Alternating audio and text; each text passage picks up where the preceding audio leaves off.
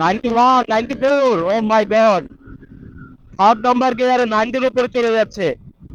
অনেক বাতাস, অনেক বাতাস। তাই 15 পর্যন্ত উঠলে আর বেশি উঠতে পারছে না, 16 পর্যন্ত। হ্যালো এভরিওয়ান, আসসালামু আলাইকুম। It's me Shafiq Rabbi and welcome to my another brand new blog.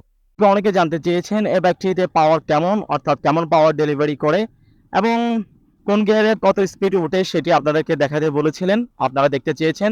So যার কারণে চলে এসেছে আজকে ভিডিওতে, আজকে ব্লগে দেখানোর জন্য যে আসলে আমি কোন গিয়ারে কত স্পিড পাচ্ছি, অর্থাৎ কত স্পিড উঠে সেটি, এবং মোটামুটি কত স্পিড পর্যন্ত উঠে সেটি। মূলত টপ স্পিডের পক্ষে আমি নয়, তারপরেও আপনাদেরকে দেখানোর সুবিধার্থে, আপনারা যারা বাইকটি কিনতে চাচ্ছেন অথবা আপনারা যারা দেখতে চেয়েছেন তাদেরকে দেখানোর সুবিধার্থে, যার কারণে আজকে আমি একটু টেস্ট করে দেখব যে আসলে বাইকটিতে কেমন পাওয়ার ডেলিভারি করে এবং কোন গিয়ারে কত স্পিড মোটামুটি গেইন করে সেটি আজকে ভিডিওতে চেক করে দেখব। তাহলে চলুন আমরা আজকে ভিডিওটি শুরু করে দিই। আজকে মূলত আমি ট্রাই করব যে প্রথম 3টে গিয়ারে, অর্থাৎ ফার্স্ট, সেকেন্ড, থার্ড গিয়ারে কত স্পিড উঠে সেটি। দেন ট্রাই করব যে আসলে আমি এখান থেকে কেমন টপ পাচ্ছি, অর্থাৎ টপ স্পিডটি কেমন পাচ্ছি বা কত পাওয়ার পর্যন্ত পাচ্ছি। যদিও অত বেশি করা যাবে না, যেহেতু এই রাস্তাটা অনেক বিজি একটা রাস্তা, তো এখানে অনেক গাড়ি থাকে, যার কারণে তারপরে চেষ্টা করব যতটা কেয়ারফুলি এবং যতটা সেফটির সাথে দেখানো যায় কি অবস্থা, কি কঠিন ওভারটেকিং। এই রাস্তায় প্রবলেম হচ্ছে একটাই, সেটা হচ্ছে অনেক বেশি গাড়ি।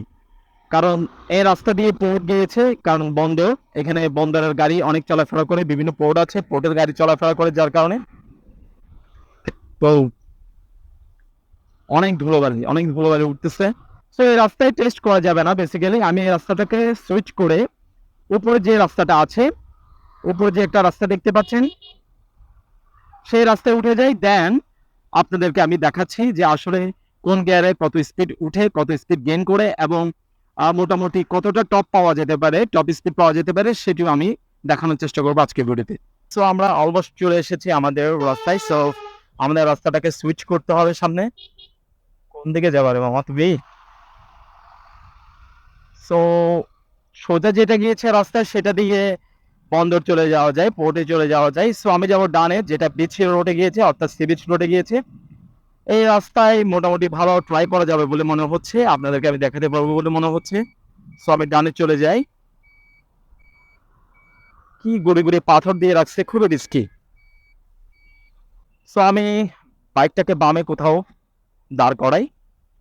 দেন আমি ফার্স্ট গিয়ার থেকে শুরু করি যে আসলে কত স্পিড গেইন করছে কোন গিয়ারে। সো আপনারা দেখতে পাচ্ছেন আমার বাইকটা এখন ফার্স্ট গিয়ারে আছে। সো ফার্স্ট গিয়ারে ট্রাই করে দেখি যে প্রথমে কেমন স্পিড গেইন করে। 1, 2, 3।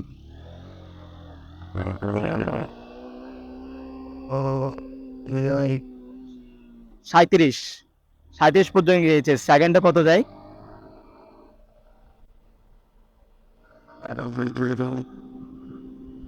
সেকেন্ডে 60 যাচ্ছে। সেকেন্ডে 60 পর্যন্ত গিয়েছে, দেখতে পেয়েছেন আপনারা। এবার থার্ড গিয়ারে ট্রাই করি যে থার্ড গিয়ারে কত যায়।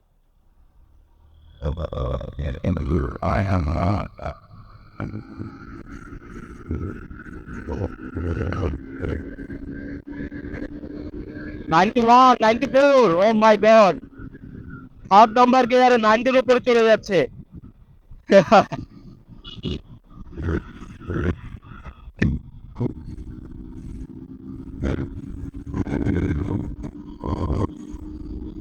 95। ভিউয়ার্স আপনারা দেখতে পেয়েছেন থার্ড নাম্বার গিয়ারে 95 পর্যন্ত চলে গিয়েছে। 95 পর্যন্ত চলে গেছে থার্ড নাম্বার গিয়ারে। তার মানে বোঝা যাচ্ছে মিড রেঞ্জে স্পিড গেইনটা সেটা বেশি, অর্থাৎ 2 নাম্বার 3 নাম্বার গিয়ার, এই গিয়ারগুলোতে ভালো স্পিড গেইন করতে পারে। তো এবার আমরা দেখবো ফাইনালি যে স্পিডটা একটু টেস্ট করে দেখবো যে কতটুকু পর্যন্ত স্পিড উঠানো যায় এক্সপেড বাইকটিতে। যারা আপনারা স্পিড নিয়ে বা এই বাইকটির পাওয়ার নিয়ে অসন্তুষ্ট, তাদের জন্যই আজকের ভিডিওটি। যারা বলেন যে বাইকটিতে আসলে পাওয়ার কম, এত পাওয়ার নাই, যার কারণে বাইকটিতে প্রবলেম এই সেই, তাদের জন্য আজকের ভিডিওটি। আমার কাছে কোনো দিকে ওই বাইকটির পাওয়ার কম মনে হয় না, সেটি আজকে আপনাদেরকে টেস্ট করে দেখাচ্ছি। Let's try.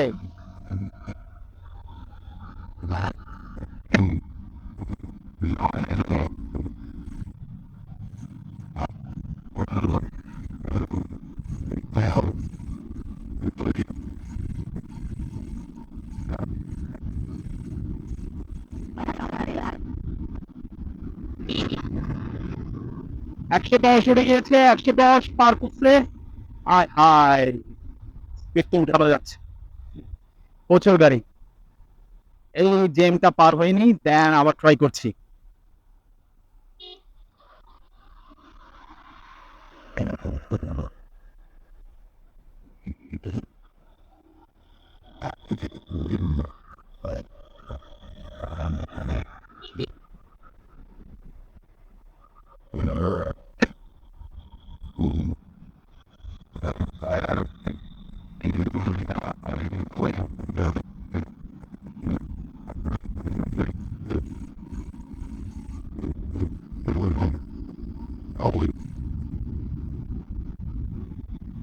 O my god, আবার এখানে আসলে বললাম না যে এখানে অত স্পিড উঠানোর মতো অবস্থা থাকবে না। তো যা উঠানো হচ্ছে তাও রিস্ক নিয়ে উঠানো হচ্ছে, তাই অবশ্যই সেফলি উঠাতে হবে, কারণ এখানে মানুষ হাঁটাচলা করতেছে। তাছাড়া আবার অনেক গাড়ি দেখা যাচ্ছে।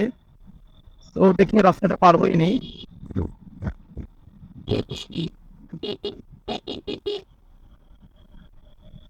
ওকে, লেটস ট্রাই এগেন।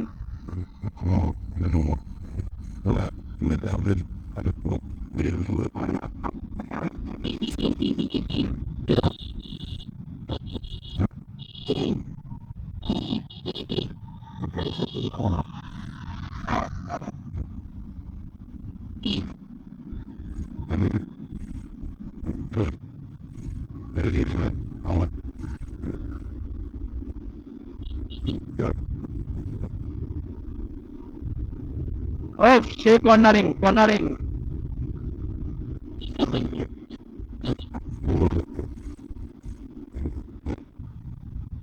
110-এর উপর তার উঠানোর অবস্থায় নেই। 110-এর উপর উঠলে যাবে না মনে হয়। ও, সামনে যাইতে রোড শিফট হয়েছে মনে হয়। আবার তো রোড শিফট, না না না, ঠিক আছে।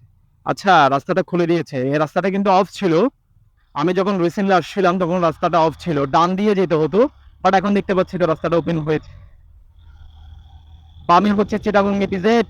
এখানে সব ফ্যাক্টরি, যত রকমের অ্যাক্সেসরিজ, যত রকমের পোশাক আছে সবকিছু এখানে এই ইপিজেডে বানানো হয়। এখানে তো কোনোভাবে ট্রাই করার অবস্থায় দেখতে পাচ্ছি না আমি। তো আমার মতে মনে হয় ডান পাশে ওই পাশে চলে গেলে ভালো ট্রাই করতে পারবো। অনেক গাড়ি দেখা যাচ্ছে। এখানে হয়তো তোলা যেতে পারে, একটু ট্রাই করে দেখি কত তোলা যায়।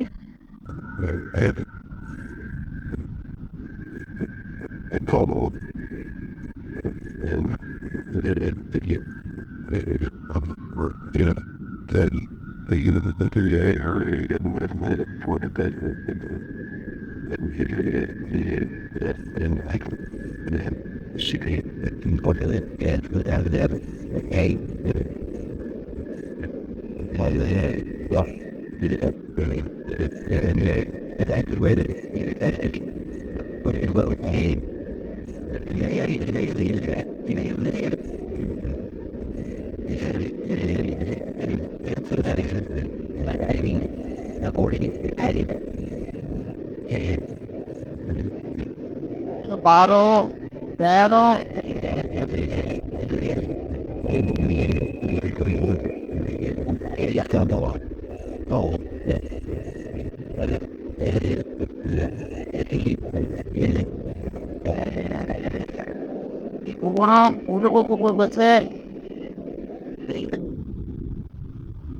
অনেক বাতাস, অনেক বাতাস। প্রায় 15 পর্যন্ত উঠলে আর বেশি উঠতে পারছে না, 16 পর্যন্ত।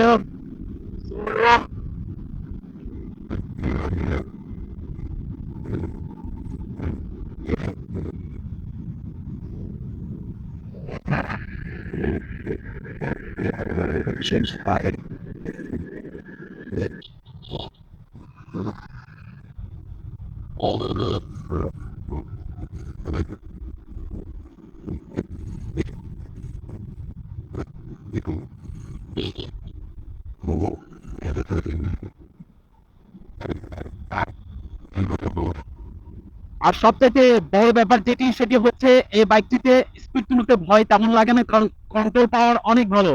অনেক ইজিলি বাইকটিকে কন্ট্রোল করা যায়, অত বেশি প্রবলেমে পড়তে হয় না।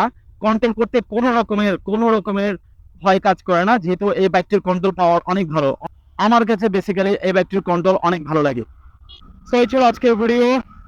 আজকের ভিডিওটা আর তেমন লং করছি না। আপনারা নিশ্চয়ই বুঝতে পেরেছেন যে এই বাইকটিতে আসলে কেমন পাওয়ার প্রডিউস করছে, কেমন পাওয়ার প্রোভাইড করছে, সেটা আপনারা দেখতে পেয়েছেন। তো অনেক সুন্দর একটা পাওয়ার পাওয়া যাচ্ছে। আমি মোটামুটি ইমপ্রেসিভ এই পাওয়ার নিয়ে। এনাফ পাওয়ার দিচ্ছে, এর চাইতে আর বেশি পাওয়ার দিয়ে কি করবেন? এর চাইতে বেশি পাওয়ার আর দরকার কি? তো এই ছিল ব্যাপার। আজকে ভিডিওটা এখানে শেষ করছি। দেখা হবে আবার কোনো নতুন এক ভিডিওতে। ততক্ষণ পর্যন্ত সকালে ভালো থাকবেন। আমার ভিডিও যদি ভালো লেগে থাকে তাহলে অবশ্যই লাইক, কমেন্ট এন্ড শেয়ার করে পাশে থাকবেন। তো আজকে ভিডিও এখানে শেষ করে দিচ্ছি। টাটা, সালাম আলাইকুম।